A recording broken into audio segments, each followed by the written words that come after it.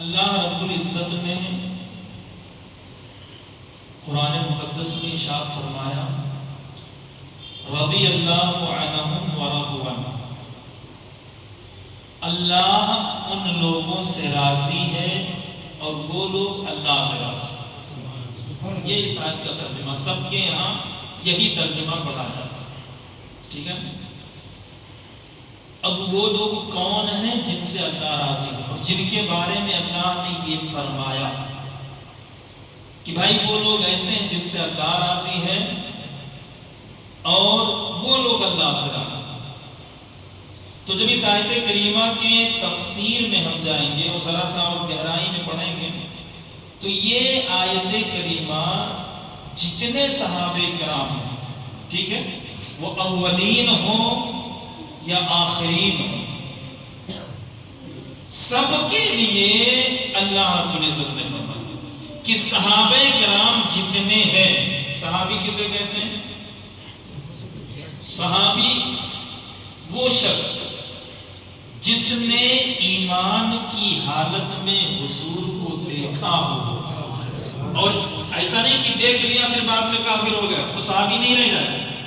ایمان کی حالت میں حضور کو دیکھے، زیارت کرے اور ایمان کی حالت ہی میں اس دنیا سے گیا ہو، اسے صحابی کہتے ہیں۔ سمجھ آ رہی؟ تو صحابی اسے کہتے ہیں جس نے جاگتی آنکھوں سے، ٹھیک ہے نا، یہ بالمواجہہ، یہ نہیں کہ خواب میں دیکھ لیا تو وہ صحابی نہیں، خواب والا نہیں، جاگتے بھی جس نے حضور کی زیارت کی اور وہ حالت ایمان میں رہا اور حالت ایمان میں اس دنیا سے گیا، اس کو صحابی کہا جائے۔ میرے آقا کے جو اصحاب تھے، اصحاب بولتے ساتھی، صحابی ساتھی کو کہے، تو جو ساتھی تھے، جو صحابہ تھے، ان کو صحابہ کہتے ہیں۔ اور اسی طریقے سے اور جو انبیاء ہیں جیسے حضرت عیسیٰ علیہ السلام، ٹھیک ہے، تو آپ کے ساتھیوں کو حواری کہا جاتا ہے۔ حواری، حواری معنی بھی ساتھی، صحابی معنی بھی ساتھی، ٹھیک ہے۔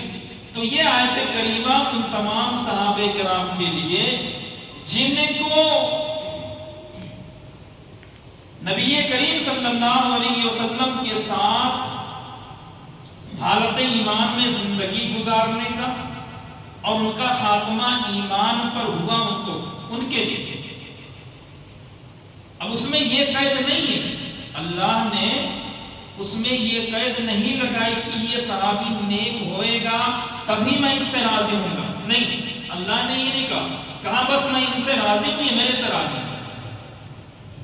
اللہ نے کوئی قید نہیں لگائی کہ یہ صحابی نیک رہے گا تبھی میں اس سے راضی رہوں گا، یہ گنہگار رہے گا تو اس سے راضی نہیں، ایسا کچھ نہیں۔ اللہ نے ڈائریکٹ فرمایا مطلق، اس کو بولتے ہیں مطلق، جس میں کسی بات کی قید نہ لگائی گئی، اسے بولا جاتا مطلق فرمایا رضی اللہ عنہ ورضوا عنہ، کہ یہ اللہ سے راضی، اللہ ان سے راضی، مطلق فرمایا۔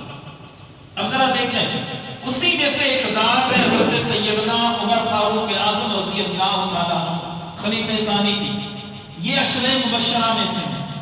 عشرہ مبشرہ کسے کہتے ہیں؟ عشرہ معنی ہوتا ہے 10، کیا ہوتا ہے عربی میں 10 کو کیا بولتے ہیں؟